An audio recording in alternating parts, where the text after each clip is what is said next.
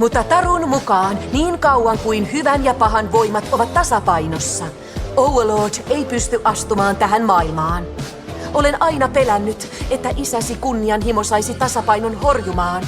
Siksi hänet on pysäytettävä. Mut Sensei, sä näit mitä tapahtui, kun mä kohtasin mun isän. Mä jäädyin. Mä en pysty siihen. On pakko, koska niin on kirjoitettu. Sä et oo yksin. Mä tuun sun mukaas. Sä saat mun tulen. Ja sä saat mun maan. Ja minun jääni. Ja mun salaman.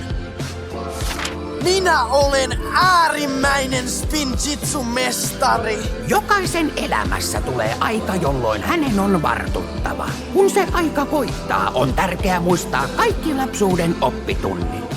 Sillä juuri lapsuudessa opimme elämämme tärkeimmät läksyt. Ratkaiseva taistelu on taas askeleen lähempänä, mutta myös vihreä ninja on entistä vahvempi.